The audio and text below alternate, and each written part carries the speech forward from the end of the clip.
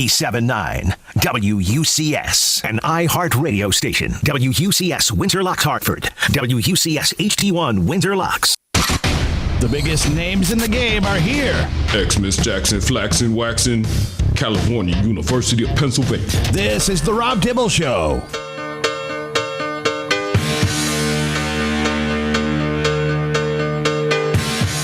Back on the Rob Dibble Show with Ben Darnell in your afternoon drive.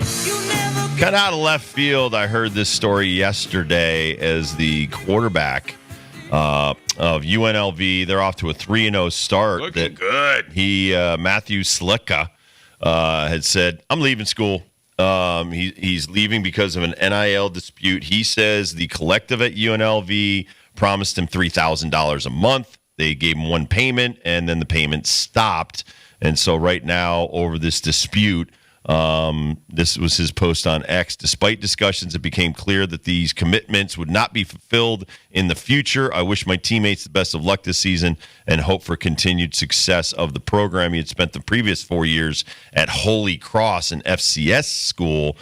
Your thoughts on bailing on your team after 3 games? I mean, I kind of look at it that way at first. And, you know, he's due up to $100,000 is what he was promised to go there. And, like, this is a whole new frontier. And even the new frontier of schools being allowed to direct this money. Because before last year, schools didn't have any part of this, wink, wink, wink. And it was just these outside sources that were capitalizing on name, image, and likeness. And it's free agency now. That's what it is, with schools being able to pay these bills and like basically pluck from other teams via the transfer portal and make promises financially for you to leave such school.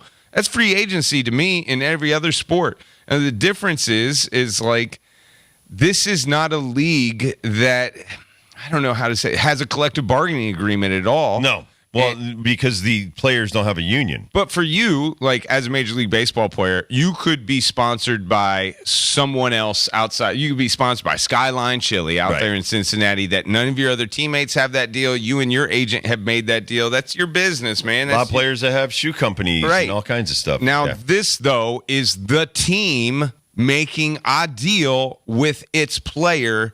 And I kind of feel for Sluka on this. You heard this the other day. David Benedict said this to us. He has no control over that. The school, meaning the school has no control over these contracts between these boosters and these collectives and these players. That's the issue here. So the collective, which UConn has a collective and all these schools have collectives. They're trying to raise money and funds for all the sports and all the athletes, etc.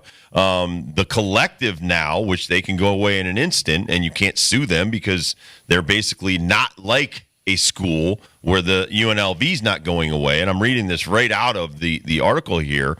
The collective says it never had a written contract. That's what collective bargaining protects the player from.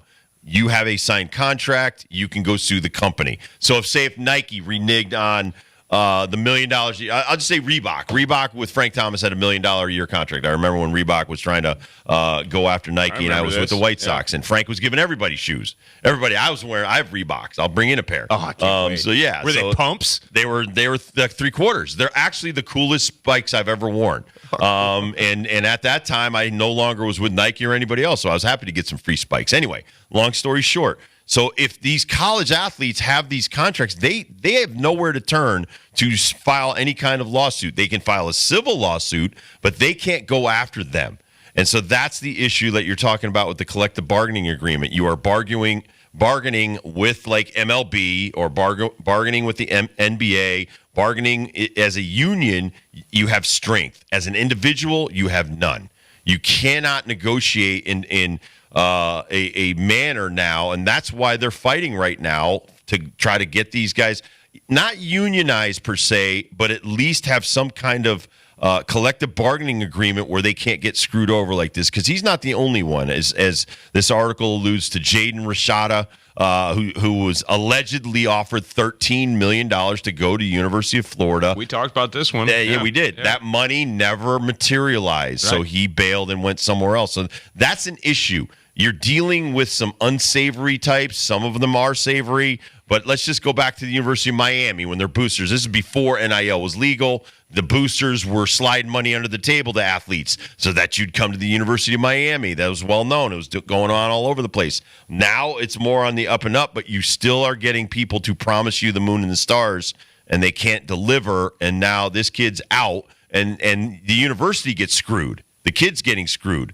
The collective, these guys, they're not going to be held accountable for this mistake. There's a lot of people who are getting screwed over here. The linebacker, the running back, everyone else that the whole team sacrificed so much of their time and effort to be 3-0 right now. And that's a key right there. Key element there is you all have gone through the spring practices, all these games, sweated all of this stuff, and now one of your best players is going to bail over money. Here's the other key.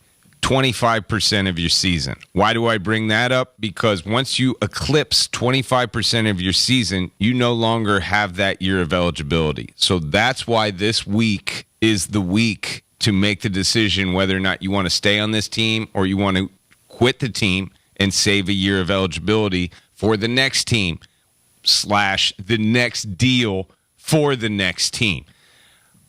I'm on Sluka's side on this because if he was promised something, he transferred for a school because of that reason.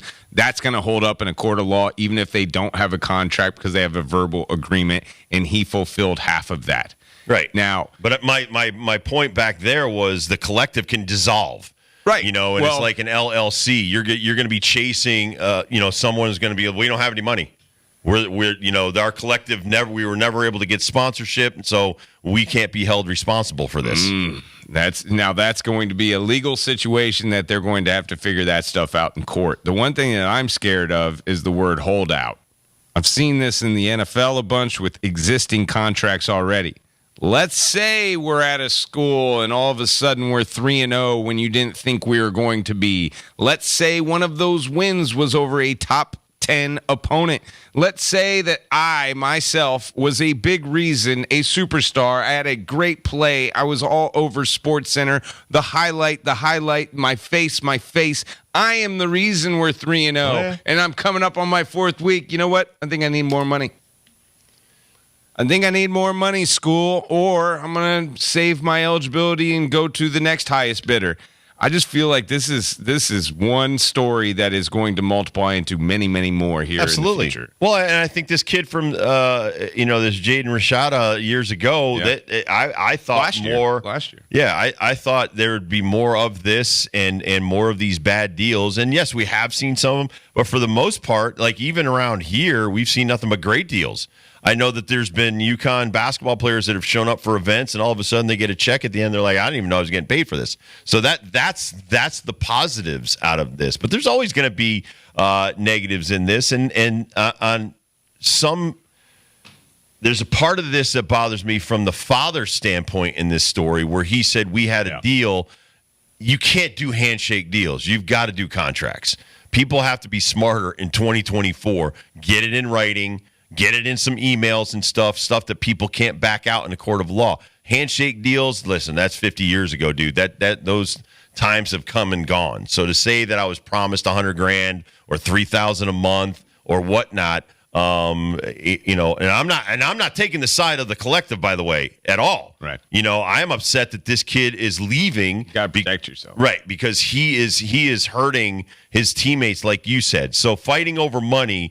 And the one that's holding the bag is the head coach and the university, because now UNLV, who is off to a great start, they have a 6th-year senior 25-year-old quarterback that is now going to take over this program, and that puts them really in a tough situation. And hopefully this guy performs as well as Sluka, but who knows? That's another weird part of this story of just like this is where college football is at the Division I level right now. This is your backup. This is your backup to your starter. Right. A fifth-year starter, you have a 6th-year starter. A guy that played 4 years for another university is going to spend his last year at UNLV of all places. We're not talking about, Cameron Ward going to Miami and making them a 6th spot in the national polls. We're talking about UNLV, by the way. And he is going to leave, and we're going to replace him with a 25-year-old quarterback. 25, not 22, not 21, 25-year-old Haj Malik Williams transferring out of Campbell. Like, this is where we are now in college football. And, we heard some smack talk between the university at Buffalo to UConn before this football game. I don't know if it was smack talk, just the university at Buffalo saying, well, they got a whole new team over there at UConn. It's like they got 100 new players. That's college football now, man. Right. That's college football. Look at Colorado's roster. Everybody. Like, there might be 20, 25 same guys that have been there for 4 years, which UConn has some of those. Colorado lost 47. I mean, you imagine 40, and that's part everybody. of this. Part of this story is that if you have a CBA and you have more cut and dried contracts where these people can't leave in the offseason or hold out, which is what you just said, that makes it better on both sides. Both sides right now have too much wiggle room. Something's got to be done. College, the NCAA, or somebody's got to step in and be like, listen, the NIL is great. That's helping the athletes a lot. It's helping these schools get better, fill the gaps here and catch up to some of the big name colleges and stuff like that. But then you're going to have this story where they're going to be like, listen, this also happens, and we can't have that happen, because this is not a good story after week 4 in college football, because the college football's off to such a great start, and it's been such a great college football season that you don't want negativity, and people going, yeah, we knew this was going to happen with the money, people are fighting over money, and now the kids quitting school and going somewhere else. That, again, that's not what you want people to think about your product. I know I always say that these head coaches are paid handsomely to deal with these problems, and I still believe that. And I totally believe this is why a lot of your legendary coaches are not in college football or college basketball for the 24-25 season. Barry Odom, I feel for you, sir. That's the head coach of UNLV. I really do feel for the guys that have to now be. And we're going to get general managers for each one of these teams. Like, it was shocking to me to see the number that's thrown out there for Alabama's general manager for their football team. But believe it, UConn basketball will have a general manager, if not now, like tomorrow. They will in the very near future. But for a guy like Barry Odom, who just wanted to go to UNLV to coach football and win football games, has to deal with free agency and tampering and basically everything a general manager would deal with. It's the new landscape, though, and it's unfortunate. But listen, Dan Hurley was just talking about this. You've got the head coach of Clemson, Dabo Sweeney, saying, well, listen, we don't want a lot of you get some are still trying to not build their programs through the transfer portal. I'm sure they're using NIL to keep all of their great players in-house. But listen, for a long time, and I've been doing this a long time, and you've been doing this a long time, it bothered me that the athletes were getting screwed when coaches bailed, and they could go somewhere and go from like $2 million a year to a $5 million a year contract. And if the kid followed, he'd have to sit out a year. So, with the transfer portal being a little bit different now, you can go and play immediately. Then you tag on the NIL. It's kind of another wrinkle. And so you've got two different wrinkles here in the last few years of these athletes. They've got more say. Is it too much say? I'm not the one to say that. I'm not the UNLV head coach right now. I'm not that football team. But it's certainly everybody who might be a senior or in their last year of eligibility. You're screwed now. Now you're down to the next quarterback. What if that guy 2 weeks from now goes, you know what? I'm not getting my NIL money you promised me either. And it might not be $3,000 a month. It might be $1,500 a month. Who knows what his deal made with some other collective? That's the situation that I want to avoid moving forward. And like you said, if it's a general manager at a school, if it's some kind of regulatory board in the NCAA that's like trying to oversee this. But I think right now we're kind of in the wild west of NIL. For sure. And I think about this as well, like the structure of just the league, because I'm trying to put my head around Division I college football having some semblance of a league, not like conferences and not like an overall umbrella where everyone's on an equal playing field. Good luck. I know. But it's a great thought and theory to have that UNLV would have the same money as a university. I'm not talking about the pizza place sponsoring an individual because he's the quarterback, name, image, and likeness. I'm not talking about that. That ancillary money can be made as much as they want outside of the program, outside the university. But when it comes to being fair, of having the same amount of money to play with, like Ohio State's the belle of the ball in NIL football. They spend $20 million on their football roster. to compete against that is not like the Jacksonville Jaguars trying to compete with the Buffalo Bills as far as salary cap and roster. And in order to get that equality, you're going to have the Florida States, the Alabamas, the Georgias, the Tennessees, the Texas to sign off on that to have the same level playing field at UNLV. They won't. They won't. And for that to try to be level, to try to have some semblance of fair is a very tough task that I don't think's ever going to happen. So, like, to have rules where you can only spend so much money, or rules where you cannot tamper or you can only transfer once, to get 32 owners to agree is one thing.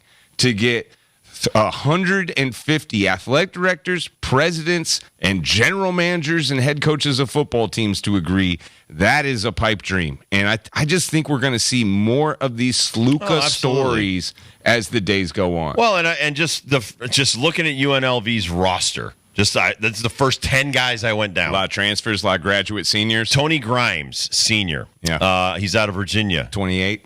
Went to the University of North Carolina, then he went to Texas A&M, and now he's at his third college. I'm sure he is getting a great education. That's another part we aren't really talking about here. Antonio Doyle Jr. is a senior. He went to Texas A&M, Jackson State, probably played under Deion. Now he's at UNLV. Go down 3-4 more. There's a guy that's out of Arkansas. Now he's at UNLV, but here's another one out of New Mexico State. Defensive back Jeremiah Vessel, and trust me, he went to Bishop Gorman, which is one of the best football, Vegas, football factories in the country. He's from Louisiana originally. Then he went to New Mexico State. Now he lands at UNLV. Your new quarterback, Haj Malik Williams, 6th-year senior. He is out of a U.S. military prep. Then he went to Campbell, and now he's on to UNLV. So I'm with you on this. I mean, it's getting to the point where there's got to be somewhere in between here where we have a compromise of, listen, you can't 3 years in a row go to 3 different universities. You're abusing this transfer portal. There's got to be some oversight here. I don't know what it is, though. That's way above our pay grade. But we've talked about this extensively off the air as well, that it's getting to the point now where it's like, if you're a head coach, how do you even manage that? You've got people that, all of these top programs, including UConn, they have recruiters. They're almost like what you would call in the job market headhunters. Your only title right now is to go find talent. Go all across the country to find talent. Then you've got a pool of 5,000 people, 4,000 people, and you're like, okay, what's it going to take for you to come to UConn or UNLV or whatever? And they're on their third university. And it's like, what do you got to vet them on what NIL deals they've already had, what kind of things that you and like you just brilliantly said, and your transcript. Let's see what credits you could transfer with that matter to get you to even graduate. Exactly. Are we Does that doing even any of that because anymore? A couple years ago, I recall everybody was going bananas. Not everybody. Let's say 75% of a lot of the talking heads. But you're getting a free college education. Oh yeah, that was the what talk. happened to the free college education? The one and doneers and the complaint. That doesn't seem to matter at all anymore because 3 years in a row, you're at 3 different universities. You learn math. Yes, you are getting an education, Dibs. So true. And I think the lesson of the day is get it in writing. Get it in writing. Because as much as this money looks great, as much as the deals sound great, and as trustworthy as you would think a university would be, university wouldn't lie. Oh, golly, why would they lie? You better get it in writing because these schools are going to try to penny pinch as much as possible, even though they're raking in dough, man. Raking in dough, even schools like UNLV. Do you think it's going to have to be an entity outside of the NCAA that puts something together for or a committee? Or I don't.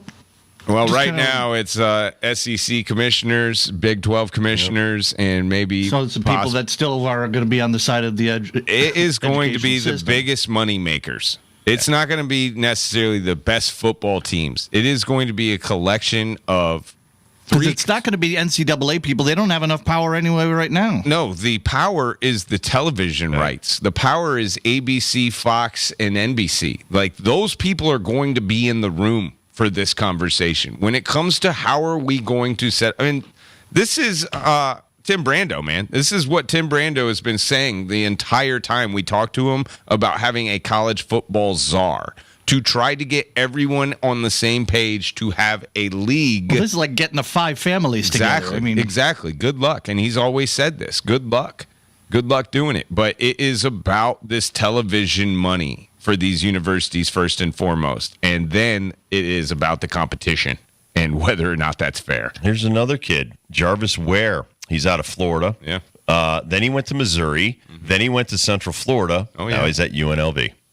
So a lot of these seniors, 5th year, 6th year seniors, they've bounced around a lot looking for the bigger and better deal. But for them, that's not unique. No, listen, they're UNLV playing is by not the rules. unique. They're Right. playing by the rules. And Right. this Sluka, he thought he was playing by the rules, and all of a sudden they kind of backfired on him because he didn't have an ironclad contract. But let's give this to him as well, because we tell people all this. Remember, you have a short shelf life. And when you're a college quarterback, it's, obviously Hodge Malik Williams is trying to extend that shelf as long as possible, as all as they are. 25 years old. But he is trying to maximize right now. And more power to Sluka to try to maximize the dollar amount his value is as a college quarterback. Can't blame him for that. Right. I cannot blame them for that at all. All right, we'll come back, talk about the W, talk about the fact that it could be Diana Taurasi's last game in the WNBA. So we'll talk some women's basketball when we come back on the Rob Dibble Show with Ben Darnell on your afternoon drive.